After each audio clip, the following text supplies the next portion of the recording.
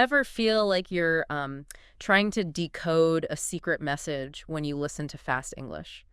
Like in movies or maybe, in a real conversation? Oh, absolutely. It can just sound like gibberish, right? A total blur. Exactly. Like everyone's talking a mile a minute and you're just left feeling completely lost. It's a really common frustration for language learners. Mm-hmm.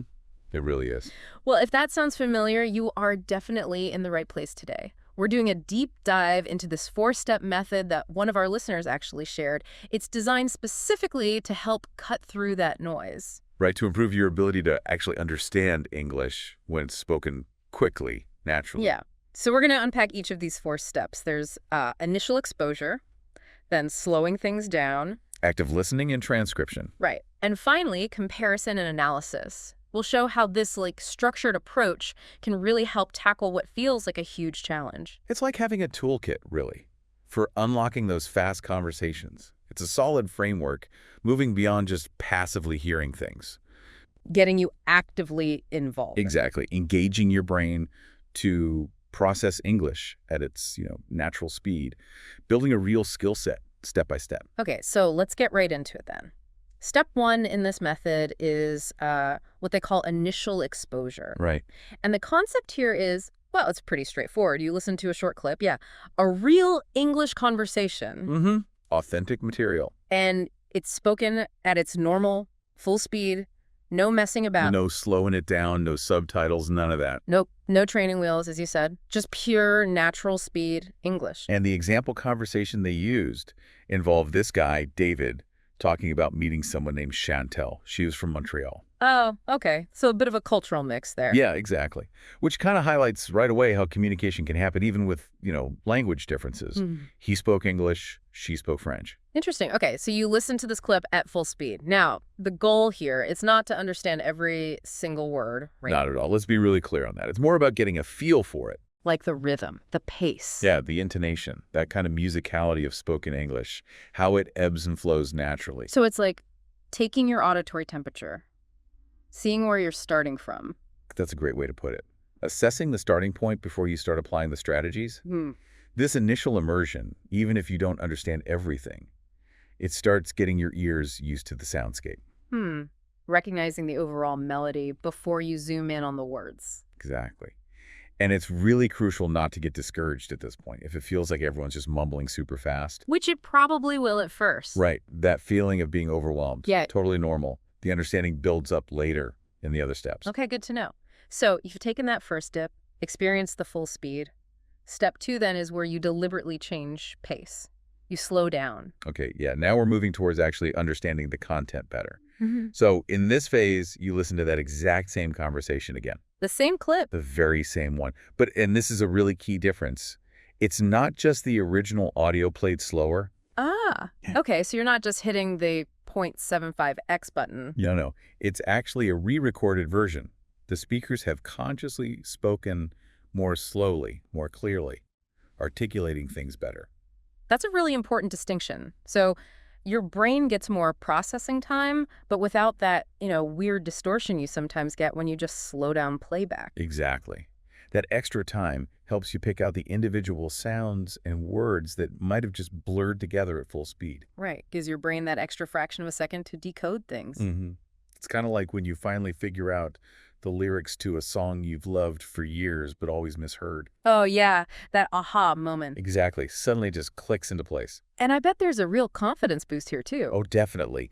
Listeners often find they actually understood way more at this slower speed than they thought they would after that first listen. Yeah, it shows you what you can do. Builds confidence for the next steps. Absolutely. It lays that solid auditory foundation. So, okay, we've had the initial blast of natural speed, then the slower, clearer version. What's next? All right, now we get to step three. This is where we really get our hands dirty, so to speak. Active listening and transcription. The pens and paper stage. Yeah. Or, keyboards. That's the one. So for this step, you go back to the original clip, the fast one. Okay. But this time, your job is to try and write down every single word you hear. Or, as many as you can catch. Now, we should probably acknowledge up front, this can feel pretty tough. Oh, for sure. It demands serious focus, a really sharp ear. But that challenge, that difficulty, is actually what makes it so effective. Totally. Trying to transcribe forces you to pay super close attention to every little sound, every nuance. It's a really active way to listen, hones those auditory skills. Yeah, to train your ear to pick up on those subtle sound differences you might otherwise miss. And interestingly, doing this, it actually helps your speaking too. How? Well, as you're trying to capture each word, you're automatically thinking about how it's pronounced, the rhythm, the word order. Ah, I see. So it's like active practice, even though you're not actually saying the words yourself. Exactly. Plus, when you compare your transcription later to the real one, which is step 4, you get this amazing personalized feedback. Right. You see exactly where you went wrong. Yeah, where you misheard something or maybe missed some vocabulary. Right. It gives you really targeted insights for improving both your listening and your pronunciation, like direct auditory feedback. That makes a lot of sense. Concrete data on where you need to focus. All right, so we've done the natural speed, the slowed down version, then the intense transcription. What's the grand finale? Step 4, comparison and analysis. This is where you take what you wrote down in your transcription, or even just what you think you understood from the earlier steps, and you compare it directly against the actual official written transcript of the conversation. Okay, the moment of truth. Yeah. Where you finally get to see the answers. Exactly. And this comparison stage, this is often where those big aha moments happen. Right. You see precisely what you got right and exactly where things went off track. Yeah, you can pinpoint the exact words or phrases you missed or maybe misheard. And more importantly, you can start thinking about why you missed them. Like, was it vocabulary I didn't know, or was it a sound I'm not used to hearing? Precisely.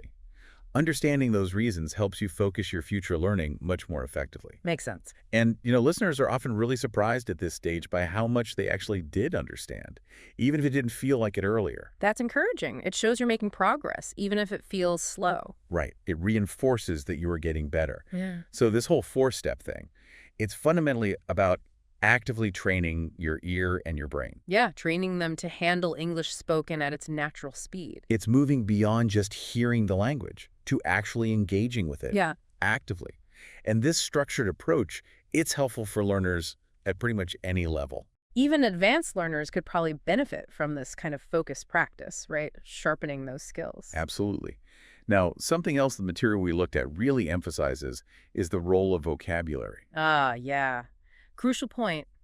You can have great listening skills, but if you don't know the words. Exactly. Comprehension hits a wall. So to kind of illustrate this, the source material picks out 3 specific phrases from that David and Chantel conversation. Right. The first one is to not matter.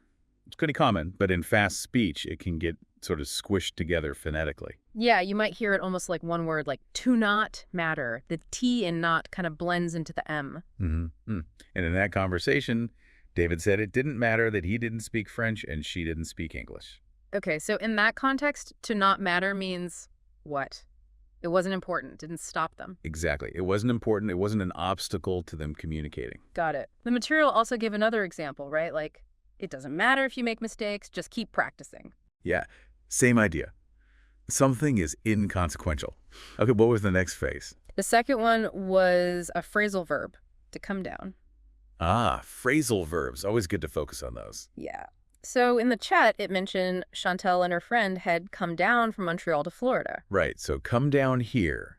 Come and down together create a specific meaning. And in this geographical sense, to come down means traveling south, right? Spot on, Hey. because Montreal is way up north compared to Florida. Makes sense. And the other example they gave was, my cousins are coming down from New York for the holidays, implying the speaker is south of New York. Exactly. It emphasizes that direction. Okay. And the final vocabulary highlight. That was another phrasal verb. To end up. Ah, yes. Very useful one. And to end up generally means you arrive at some situation or result, often one you didn't really plan for, maybe unexpected. Yeah, there's often a sense of surprise or lack of planning involved. Like in the conversation, David said Chantel ended up living with him for 7 months. Which probably wasn't the plan when they first met on the beach. Unlikely. And the other example they used was, we got lost, but we ended up finding a cute little cafe. Again, that unexpected twist. Right, so these vocabulary examples really show that understanding spoken English isn't just about single words. It's about grasping these common phrases, these phrasal verbs, and how they work in context. Absolutely crucial. So just to quickly recap the main points here. Yeah.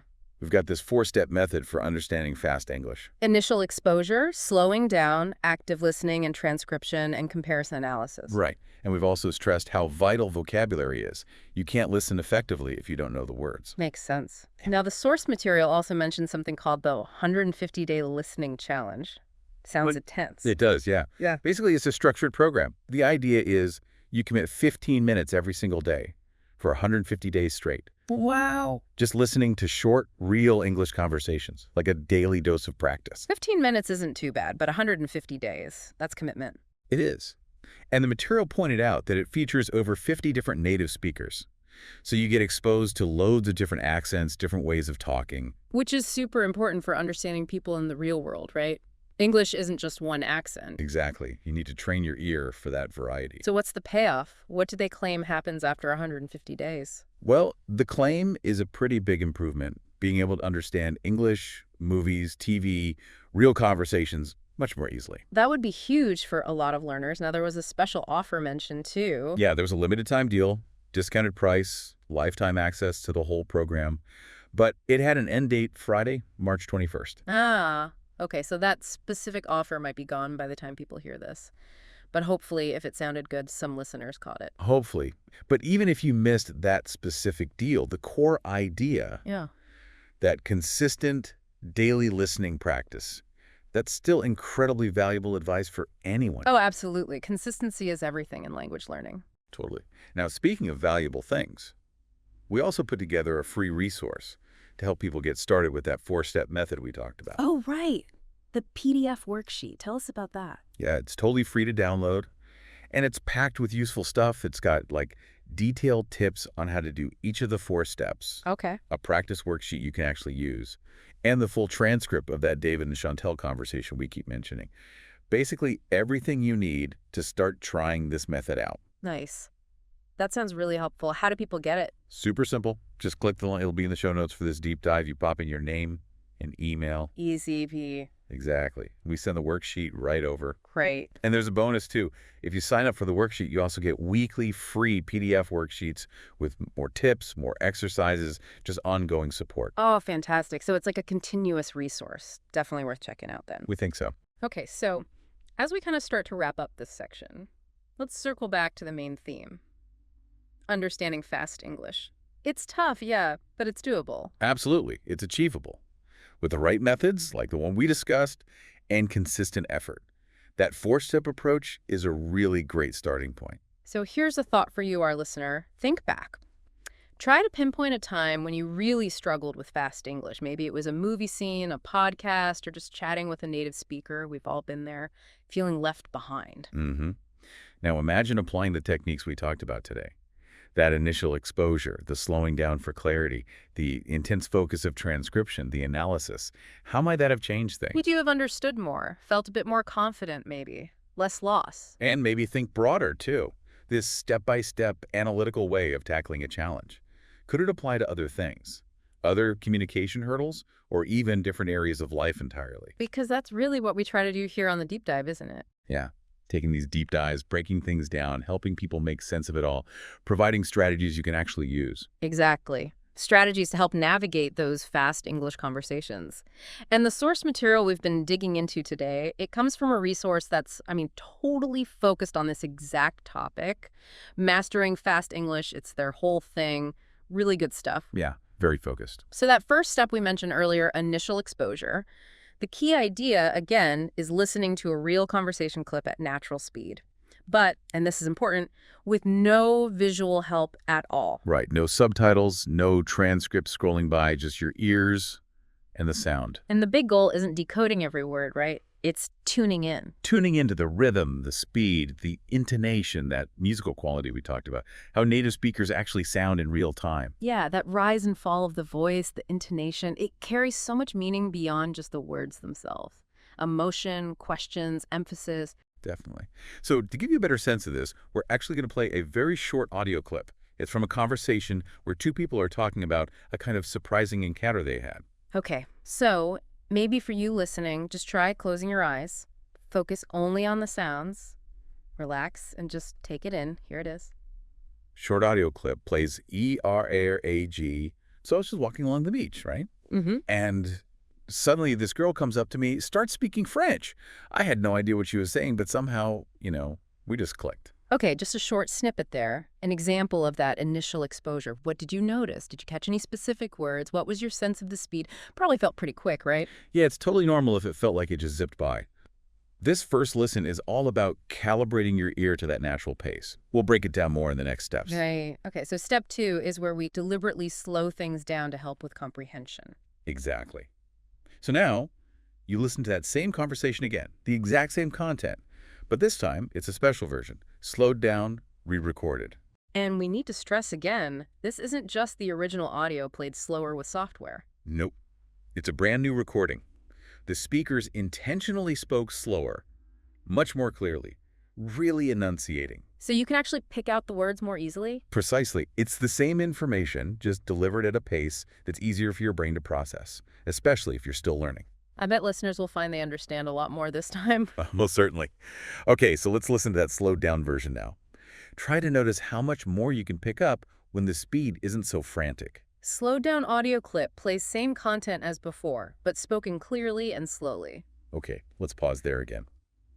How was that? Mm. A bit easier to follow. Could you grasp more of what was being said? I'm sure the clarity made a huge difference for everyone. It really highlights how much speed impacts understanding. But of course, the main goal is to understand the original speed, so we don't stop here. Exactly. Which brings us to step 3. Now we shift into a more active mode. Active listening. Engaging your brain fully. That's it. So you listen to the original fast clip one more time, but this time you try to write down as much as you possibly can. Transcribe it. This is such a great exercise. It forces you to concentrate intensely, and it helps you see what words you do know, while also showing you exactly where the tricky spots are. Totally. Okay, so grab a pen, open a notes app. We'll play that fast clip again. Don't worry about getting every single word. Just do your best. Normally you could pause and rewind, but for now, let's try to keep up. Here it is again. Fast audio clip plays again, same as the first time. Okay, wow, still fast. How did you do that time? Did you manage to write down more than the first time you heard it? Hopefully. But look, even if you didn't catch everything, that's totally okay. Because now we move to the final step where it all comes together. Right. Step 4, verification and analysis. So now we're going to show you the actual transcript of that little conversation. And while you read it, we'll play the fast audio clip one last time.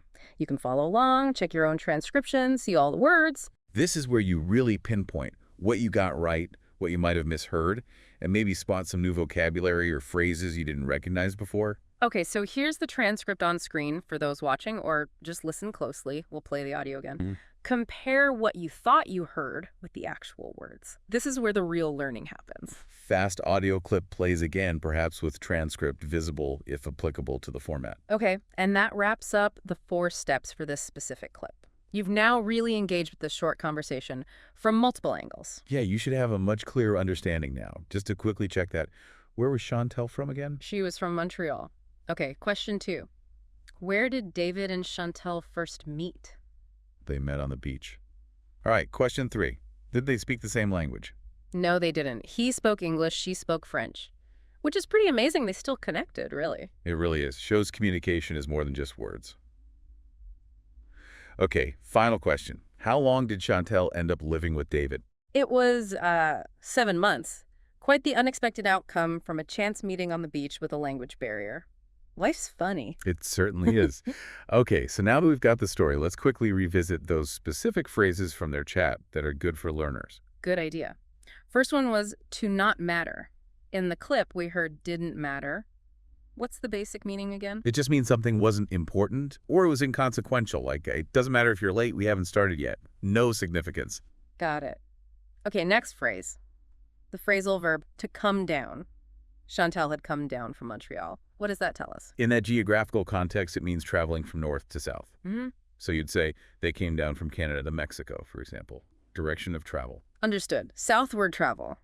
And the last phrase. The other phrasal verb, to end up. David said Chantel ended up living with him. What does that suggest? It suggests arriving at a situation or result that wasn't really planned or expected. Like there's an element of surprise. Living together for 7 months wasn't the obvious outcome of that first meeting. Exactly. Often implies an unplanned conclusion. So by going through these 4 steps, You've not only practiced listening actively, but also picked up some useful vocabulary and common phrases. Hmm. And hopefully, you're seeing that understanding fast English really is a skill you can build with this kind of focused work. Absolutely. And, if you're really serious about boosting your progress here, we should mention that 150-day listening challenge again.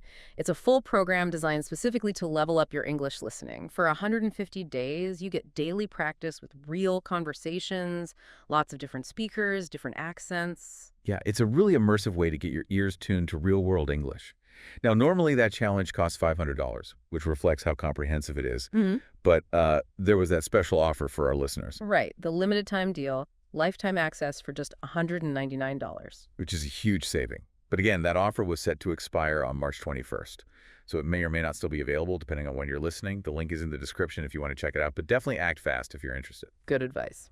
But hey, for everyone listening today, regardless of the challenge, we still have that free resource. Yes. The free PDF worksheet. Don't forget about that. It covers everything from the 4-step method, the tips, a practice sheet, the transcript of the David and Chantel story. So you can review it all and start practicing right away. To grab it, just click the link in the description, enter your name and email, and boom, it's yours. And signing up also gets you those free weekly PDF worksheets sent to your inbox. More tips, more exercises, just ongoing support for your English learning. Fantastic. So whether you jump into the big challenge or just start applying the 4 steps using the free worksheet, the most important thing is Consistency. Just keep practicing. Every time you listen, every time you actively try to understand, you're making progress. And think about it. Yeah. How often does miscommunication happen just because someone's speaking quickly or you're not used to their way of talking? Treating your ears for fast English is a massive communication skill. Absolutely. Keep at it, keep exploring English content, and you'll definitely surprise yourself with how much you improve. Okay, let's shift gears a bit. Have you ever had this happen? You're listening, right? Following along okay with someone speaking English. Maybe it's not even super fast, but then the second you need to actually say something back, respond quickly, your brain just freezes. Oh, totally. All the time. It's like you're still busy processing what they just said, trying to figure out your reply, and boom, the conversation's already moved 3 steps ahead. Exactly. That little delay feels like forever. You feel left behind. Yeah, it's frustrating. Well, that's exactly what we're going to tackle in this part of our deep dive. We're pulling more great stuff from that podcast I mentioned, Mastering Fast English Conversations. Well, good resource. Sounds very relevant. Yeah, and we're going to break down a really practical 3-step strategy. Yeah. But this time, it's specifically for speaking more fluently and quickly. Excellent. Okay. Because understanding is one thing, but being able to respond promptly, confidently, Yeah.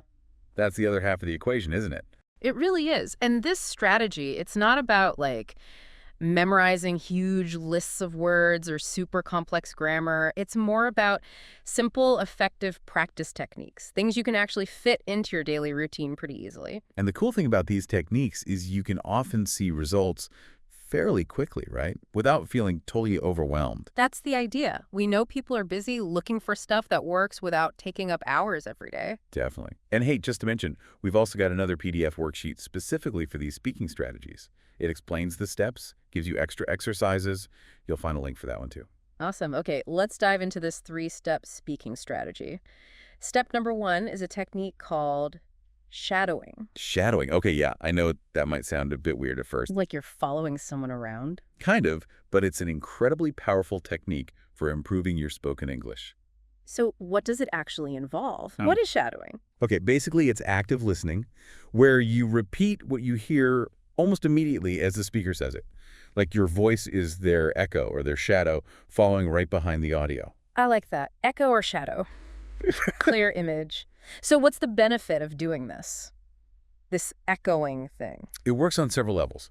First off, it's fantastic for improving your pronunciation, getting your mouth comfortable making the sounds of English. Makes sense. You're directly copying native speakers. But it's more than just the sounds. Shadowing helps you absorb the natural rhythm, the intonation, the flow of English, all crucial for sounding more natural and fluent. So you're copying the music of the language too, not just the words. Exactly. And here's a really interesting part. Because you're so focused on just copying, your brain doesn't have to worry about what to say. It frees up mental energy to subconsciously focus on how it's said, the pronunciation details, the rhythm. It's like your mouth and ears are learning together, bypassing the content creation part. Huh. That's fascinating. Focusing purely on the delivery mechanics. Okay, let's try a quick shadowing exercise right now. I'll say a sentence, and you listening, try to repeat it right after me as closely as you can. Ready? The quick brown fox jumps over the lazy dog. Okay, now after hearing that, say it out loud yourself. Try to match my pronunciation and rhythm. Go ahead. Pause for listener response. Excellent. Even just doing that once, you can start to feel that connection between hearing and speaking. The more you practice shadowing with different kinds of English audio, the better you'll get at producing those sounds naturally and fluently, almost without thinking. Exactly. Okay, so that's shadowing. Let's move to step 2 in the speaking strategy, chunking. Chunking. Okay, what's the main idea behind this one? Chunking is all about breaking down longer sentences into smaller, more manageable pieces or chunks that sound more natural when you say them. So instead of feeling stressed by a really long sentence, you learn to identify and practice these smaller groups of words. Taking it in bite-sized pieces? Pretty much. The idea is that native speakers don't usually think or speak word by single word. We tend to think and talk in these natural groups of words that often go together. Like little pre-made language blocks. That's a great analogy. Like Lego blocks. These chunks, sometimes called lexical chunks or collocations, are just words that frequently hang out together. Learning to spot them and use them is key to sounding more fluent and natural. You start speaking more like a native speaker, less like you're translating word for word in your head. That makes total sense. Learning the common patterns. Okay, let's try a chunking exercise. Here's a sentence. Even though the weather was terrible yesterday, we still decided to go for a picnic. Right. Bit of a longer one. Let's break it down. First chunk, repeat after me. Even though the weather was terrible yesterday. Pause for listener response. Ugh. Now the second chunk. We still decided to go for a picnic. Pause for listener response. Perfect. See how breaking it into 2 feels less intimidating. Definitely more manageable. Let's do one more. How about, if you have any questions, please don't hesitate to ask me at the end. Okay, chunking that. First part. If you have any questions, please don't hesitate to ask. Pause for listener response. And the second chunk. Mm-hmm. Me at the end. Pause for listener response. Excellent. I can really see how practicing these smaller, natural groups would make your speaking feel much smoother over time. Absolutely. Yeah. And when you consistently practice speaking in these natural chunks, your overall speech just becomes more fluent. It gets a better rhythm. You're training your mouth and brain to work together using these familiar patterns. Okay, makes sense. Now, the third and final step in this speaking strategy, response drills. Response drills. Mm. Okay, this technique is specifically designed to help you practice giving quick, almost automatic answers to common questions you hear in conversations. The goal is to cut down on those hesitations, those awkward pauses. So it's about building speed and automaticity in your replies. Exactly. Like a musician practicing scales over and over until they don't even have to think about it. You're building that same kind of automatic muscle memory for speaking. And it's important to remember, the goal here isn't perfect grammar every single time, is it? It's more about the fluency, the natural flow. Absolutely. Making small mistakes is okay in these drills. The main thing is getting the response out quickly and naturally. Fluency first, perfect grammar maybe second, especially in these practice drills. Good reminder. Okay, let's try a couple of response drills with common questions. First one, imagine someone asks you, what's your favorite kind of food? Just think of your answer quickly and say it out loud. Aim for speed and naturalness. Pause for listener response. Good. Okay, here's another one. What did you do this past weekend? Again, quick, natural answer out loud. Pause for listener response. Excellent. And the idea is, as you practice answering these kinds of everyday questions quickly, you'll start to hesitate less in real conversations. Speaking will feel smoother, more comfortable, because your brain is getting trained to respond more automatically. Precisely. Okay, quick recap then of the 3 speaking steps. First, shadowing, echoing the speaker to improve pronunciation and fluency. Second, chunking, breaking sentences into natural phrases for smoother, more native-like sound. And third, response drills, practicing quick answers to common questions to reduce hesitation and build confidence. Exactly. And like we keep saying, consistent practice is the key. Even just a few minutes each day on these exercises can really add up and make a noticeable difference in your spoken English. And don't forget that free PDF worksheet for extra practice on all 3 steps. Indeed. Now, for people who are really serious about taking their speaking skills to the next level, the material also mentioned another program, the 150-Day Speaking Challenge. Ah, I saw that. Sounded pretty intensive. It was Yeah. really comprehensive. Daily training, real conversation practice, specific activities, and even personalized feedback from experienced native English teachers. Wow, that feedback part sounds incredibly useful. What was the cost on that one? Well, the usual price was $500, but again, there was that limited time offer, $199 for lifetime access. Another great deal. But again, that specific offer probably ended back on March 21st. Most likely, yes, Mm-hmm. unfortunately. But the main techniques we've just talked about, shadowing, chunking, response drills, those are things anyone can start doing right now, today, for free, regardless of that specific challenge program. And the free worksheet we mentioned gives you plenty to get started with. Absolutely. Well, thanks everyone for joining us for this part of the deep dive, focusing on speaking faster and more confidently. We really hope you'll give these 3 steps a try. Even just a few minutes a day consistently can make a huge difference to your fluency and how comfortable you feel speaking English. Remember, learning a language is a journey. Keep practicing, keep experimenting, and you will see amazing results. Absolutely. And, you know, there's so much great advice out there on this. We've looked at a ton of material. We really have. So what we want to do now is kind of synthesize all that, boil it down. What are the absolute keys to unlocking that natural native-like sound when you speak English? And based on everything we've reviewed, it really seems to come down to 3 main areas to focus on. Okay, 3 key areas. I'm ready. What are they? All right, number 1, and this is huge. Intonation. You really have to pay attention to the music, the melody of your speech. Intonation. Okay. I think most learners know they shouldn't sound like a robot, right? Not monotone. But maybe we can dig a bit deeper into what that really means. Definitely. Intonation is all about the rise and fall of your voice as you speak. The pitch changes within a sentence. And in English, this is incredibly important. It's way more than just pronouncing the words right. Yeah, how you say something in English can totally change the meaning. Take a simple sentence like, I didn't know you were coming, if you say it totally flat. I didn't know you were coming. Yeah, it sounds a bit robotic.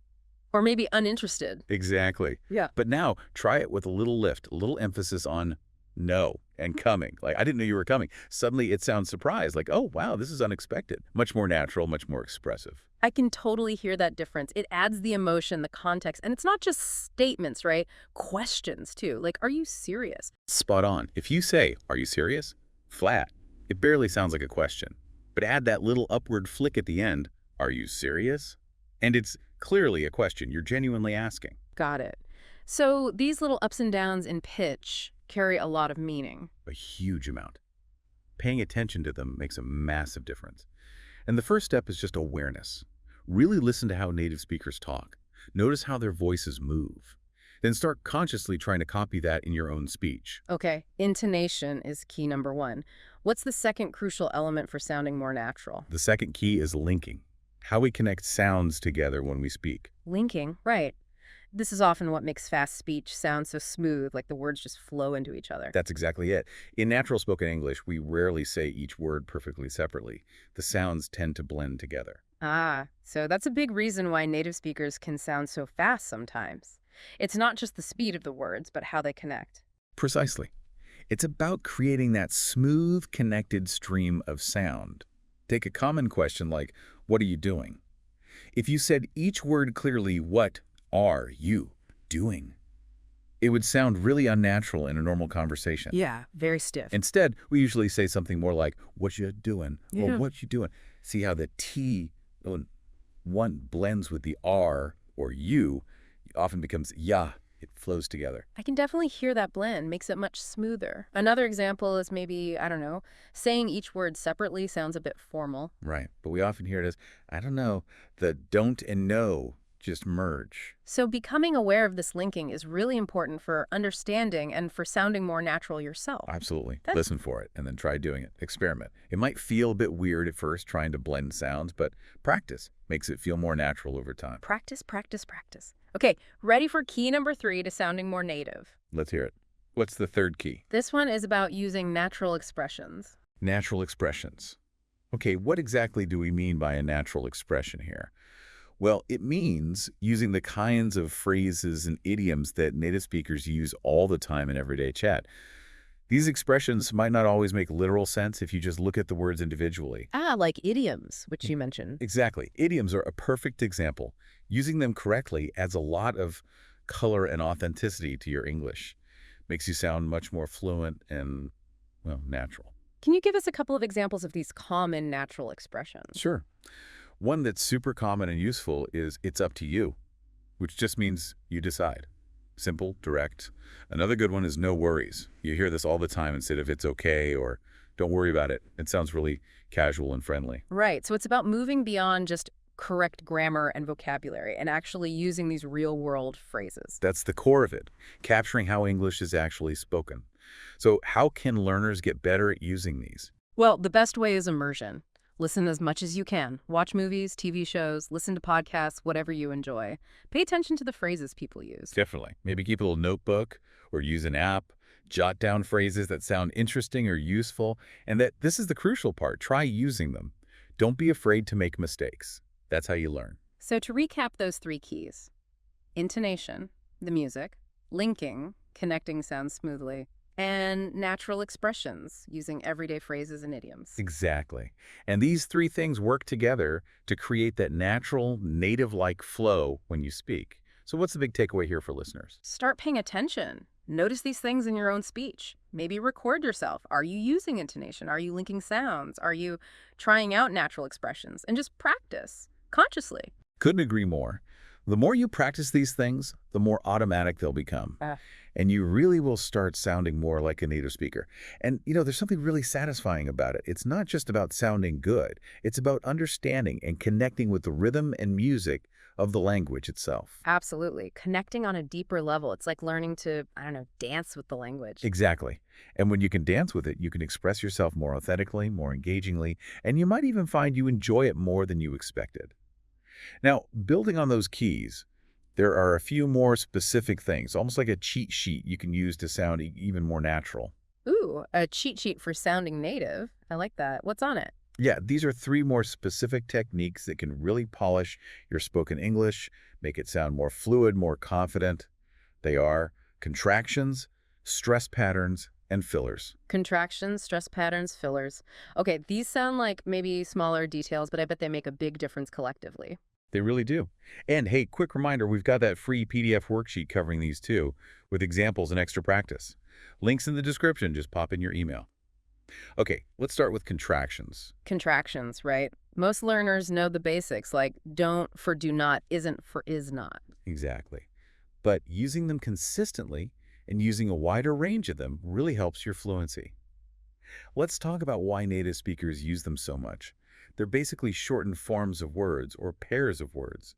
We use them constantly because they make speech flow better, sound more natural, like it's instead of it is, we instead of we have. We often do it without even thinking. It's just how we talk. Right, it's about efficiency and that natural rhythm. Mm-hmm. So let's do a quick practice. If you were going to say, I am going to the store, grammatically fine, but sounds a bit stiff. Yeah, a bit formal for everyday chat. So what's the more natural way? You usually say, I'm going to the store, see how much smoother I'm is. Much smoother. Okay, another one. He will be there soon. How would we contract that naturally? You'd say, he'll be there soon. Okay, listen and try saying it. He'll be there soon. Perfect. Got it. Okay, moving on to technique number 2 on the cheat sheet. Stress patterns. Ah, stress patterns. This is about which words you emphasize in a sentence and how that changes the meaning, right? Exactly. It's about emphasizing certain words to highlight what's important and make sure your intended meaning comes across clearly. It's not just pronouncing words correctly, but stressing the right words. Let's use that classic example. I didn't say she took my pen. Listen to how the meaning shifts when we stress different words. Okay, first stressed I. I didn't say she took my pen. What does that imply? It implies someone else said it, but not me. The focus is on who didn't say it. Okay. Now stress didn't. I didn't say she took my pen. Now it's a strong denial. You're emphasizing that you absolutely did not say that. Total denial. Right. And what if we stress took? I didn't say she took my pen. Now you're implying, well, maybe she borrowed it or found it, but the specific word you didn't use was took. Wow. The same words, but the emphasis completely changes the nuance. It's powerful. It really is. And it's a vital part of sounding natural, something learners might overlook. Yeah, getting it wrong can make you sound a bit off or even lead to misunderstandings. I remember a student who always stressed the wrong syllable in comfortable instead of comfortable, small thing, but it sounded awkward. Perfect example. Subtle, but important. Okay, let's practice. I'll say the sentence.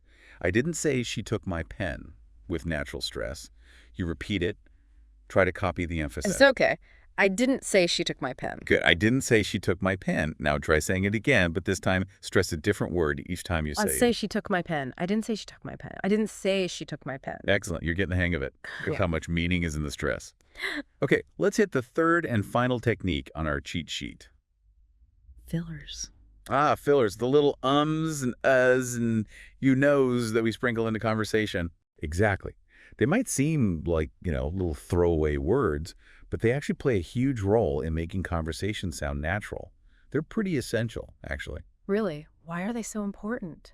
Well, fillers are those little words and sounds we use to bridge our thoughts, basically, to give ourselves a tiny bit of thinking time while we're talking. Things like, well, so, right. They help smooth out the conversation, make it less abrupt, less robotic. We use them constantly, often without even realizing it. So they're like conversational WD-40, keep things moving smoothly, and buy you a split second to think. That's a good way to put it. Imagine someone asks you a tricky question. Instead of just dead silence while you think, you might say, or, well. It just signals you're processing, and it keeps the connection going. Makes the interaction feel more human, less like an interrogation. Exactly. So let's take a simple sentence. I need more time to think about it. How could we make that sound more natural using fillers? You might say, I need like a little more time to think about it. Or maybe, well, I probably need some more time to think about it. Perfect examples. Those little fillers just soften it, make it sound much more like natural speech. Okay, listen and repeat after me. I need like a little more time to think about it. I need like a little more time to think about it. Nice. You can hear how much more natural that sounds. Okay, so quick recap of our cheat sheet techniques. Contractions, using shortened forms, stress patterns, emphasizing the right words for meaning, and fillers, using those little sounds and words to connect thoughts and pause naturally. Even these seemingly small things add up to make a big difference in how natural you sound. Absolutely. It's all those little nuances that create that authentic, fluent feel. Now, speaking of flow, another really key aspect of natural spoken English is how we blend words together, right? Ah, yes, connected speech, super important. It's a major difference between how English looks written down and how it actually sounds when spoken naturally. Yeah, like the question, what do you want to do? When people say it fast, it often sounds more like what I want to do. Exactly. The separate words just kind of melt together. It's much more efficient for speaking. It is, and it's something learners often struggle with, both understanding it and doing it. Another classic example is, did you eat?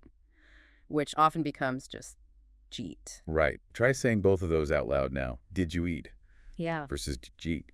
You can feel the difference in the flow, the effort. definitely. The second one is much more connected, and closely related to connected speech are reductions, yeah. Yes, reductions are another way we make spoken language more efficient, shortening common phrases. We touched on this earlier with things like going to becoming gonna and want to becoming wanna. These are everywhere in everyday speech. Let's give listeners another quick practice. Instead of saying the full, I am going to call you later, try the reduced form. I'm going to call you later. Hear that smoother flow? Now you try it. And similarly, instead of do you want to go, try the reduction. Do you want to go? Do you want to go versus do you want to go? Yeah, it really changes the rhythm. And finally, we should just quickly revisit intonation again, because it's so crucial for signaling meaning, Wow. especially with questions versus statements. Absolutely. Remember, intonation is the melody. For yes-no questions, the voice usually goes up at the end. Listen, are you ready? Hear that lift. Now you try. Are you ready? Perfect. And for statements, the voice usually goes down at the end. Listen, I'm ready. Hear the drop. Now you try. I'm ready. See? Same words, totally different meaning conveyed just by the intonation.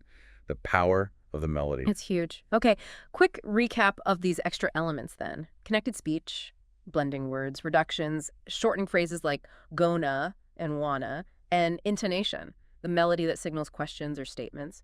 Getting these down will make your spoken English sound way more conversational and natural.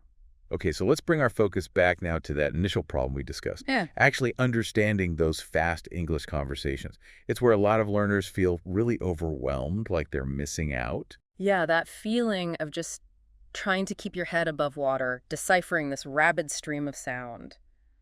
It's tough. It really is. And it's not just about hearing the words. It's about grasping the meaning quickly, understanding the nuances, the whole message, not just bits and pieces. And that's exactly what we want to give you strategies for now. How to navigate that fast English and actually improve your comprehension.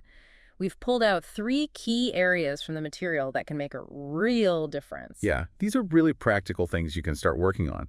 The first is about prediction, using your brain to anticipate what's likely coming next. The second is about boosting your reaction speed, processing what you hear faster. And the third is actively training your ears to get better at catching the details in fast speech, developing those listening muscles. Okay, let's break down that first one, prediction. Now, when we say prediction and listening, we don't just mean randomly guessing, right? No, not at all. It's actually a pretty sophisticated skill that good listeners use all the time, often without even realizing it.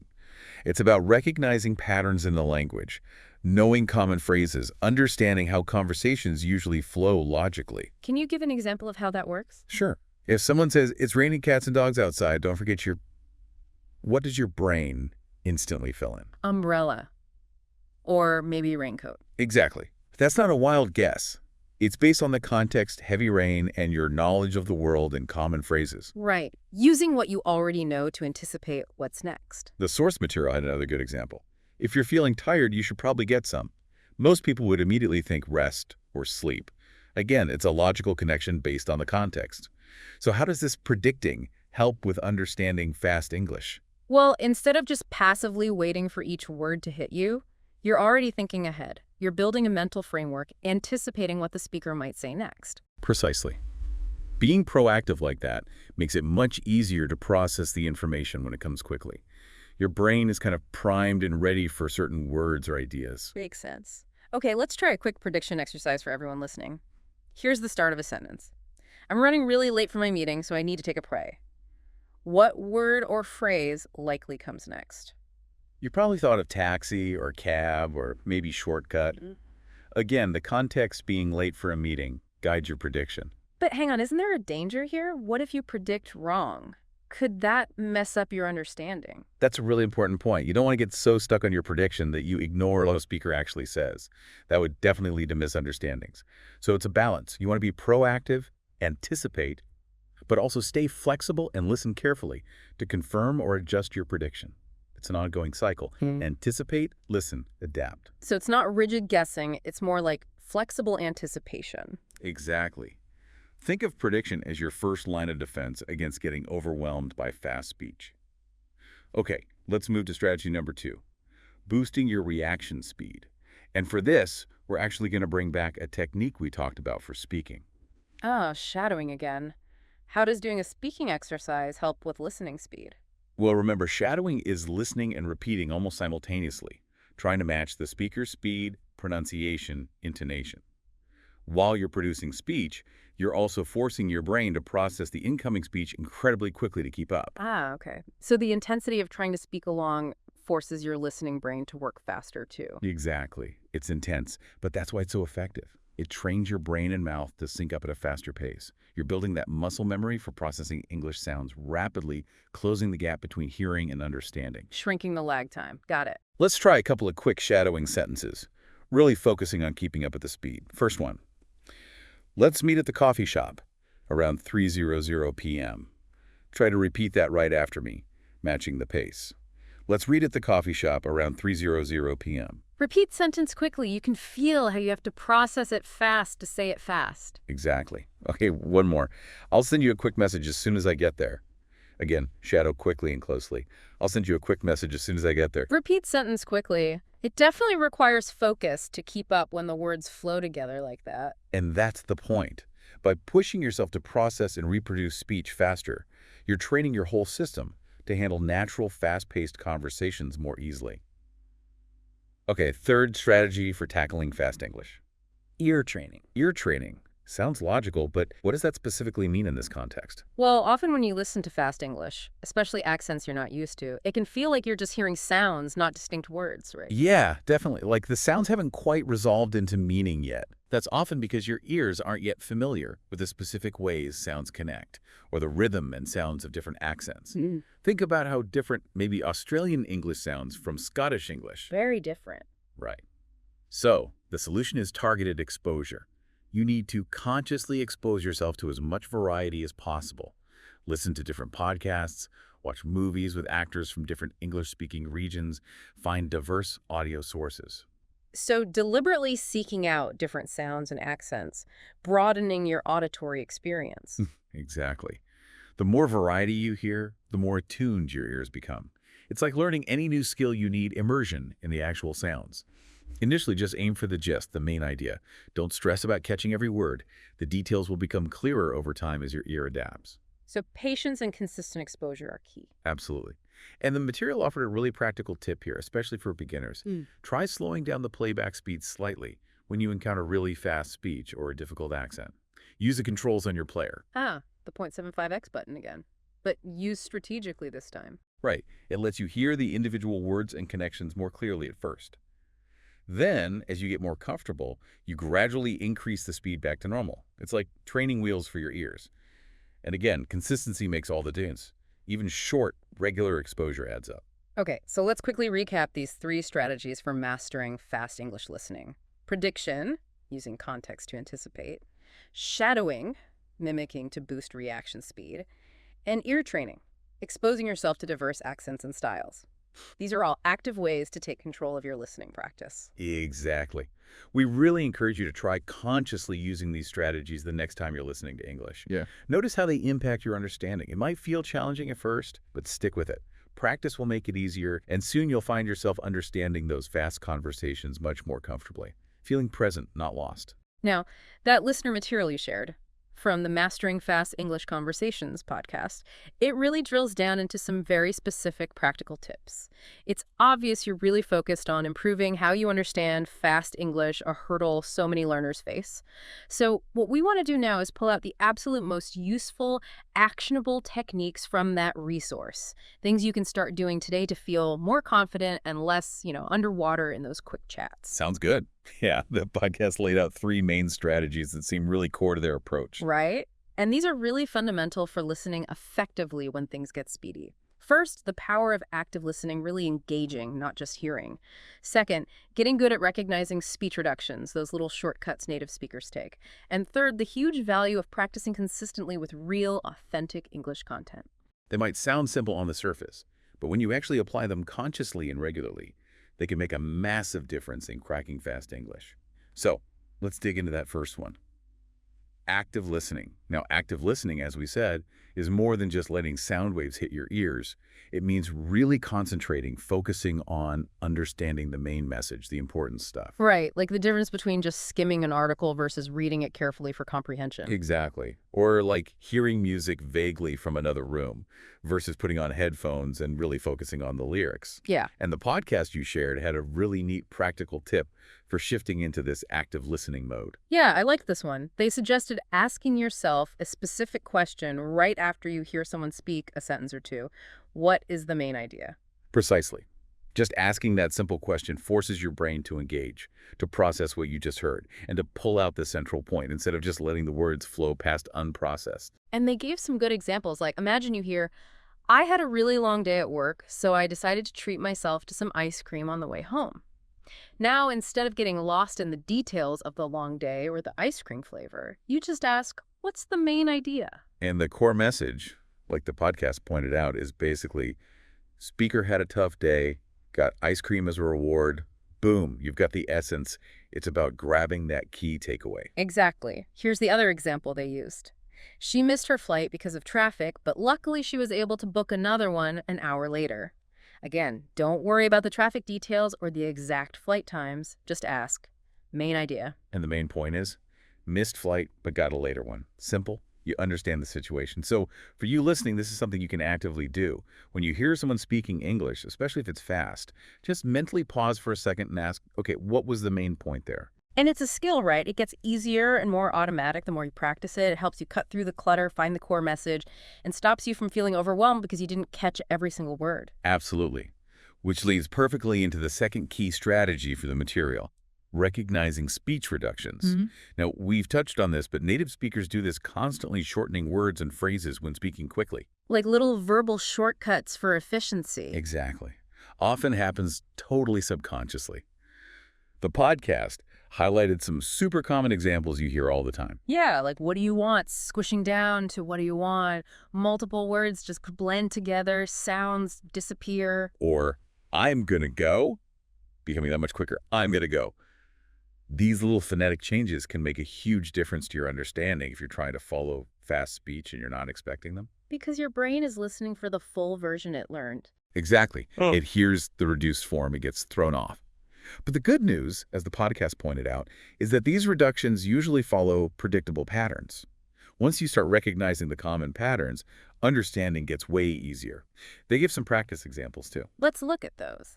If someone says, "Gimme a sec," what's the full phrase they actually mean? That's short for give me a second. Notice give me becomes gimme, and a second shortens to a sec. Right. It's like learning the shorthand version of the language. Here's the other podcast example. Let me know if you need help. What's the full version? That would be, "Let me know if you need help," with "let me," reducing to "let me." Spotting these common contractions and blends is just crucial for understanding faster speech. It's not about memorizing every single possibility, but getting familiar with the most frequent ones. It's like learning the main roads in a city. Once you know those, getting around is much easier, even if you don't know every single side street. Great analogy. Okay, which brings us nicely to the third and final key strategy from the podcast material, practicing consistently with real-world English content. This is where you put the active listening and the reduction recognition skills to work in a more immersive way. Exactly. It's like learning guitar. You can practice scales all day, but you really improve when you start playing actual songs. The podcast recommended great sources like movies, TV shows, other podcasts, things you actually enjoy. Because they expose you to natural, often unscripted English, the way people really talk. And they outlined a really clear 3-step practice challenge for using this real-world content effectively. Yeah, step 1, just listen. First time through, no subtitles, no transcript. Just try to get a feel for the rhythm, the flow, the speed, the intonation. Notice those reductions, but don't stress about understanding every word. Just absorb the overall sound. Step 2, listen again, but this time with subtitles or a transcript. Now you connect the sounds to the written words. This clarifies the tricky parts, lets you see the reductions written out, helps with new vocabulary. It's like having the map while you explore the territory. And step 3 gets you even more active. Try repeating parts of what you hear out loud. Mimic the speaker. This actively engages your pronunciation, helps you copy the natural flow and intonation. You move from passive listening to active production, which really strengthens everything: comprehension, pronunciation, fluency. You start to internalize the rhythms. Exactly. The 3 steps build beautifully, get the feel, then decode with text, then actively produce it yourself. And the key is finding content you genuinely like, so the practice doesn't feel like a chore. So, final quick recap of these key takeaways from the podcast material. Active listening, focus on the main idea, recognizing speech reductions, spotting those common shortcuts, and practicing with real-world content, using that 3-step listen, listen with text, repeat process. These are all things you can start doing right now. And remember, consistency is the name of the game. The more you consciously practice these techniques, the more second nature they'll become, and the better you'll get at understanding those fast English conversations. You really will notice a difference. Absolutely. So here's a final thought to ponder as we close out this deep dive. Thinking about these specific techniques, active listening for the main idea, tuning into speech reductions, practicing with real-world stuff you enjoy, what specific types of English content do you think would be most helpful for you personally to start engaging with more actively?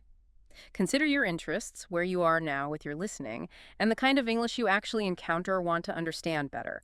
Let that guide your next steps. That's a great reflective question. Well, that wraps up our deep dive for today. We really hope exploring all these strategies and techniques has been helpful and given you some concrete things to work on.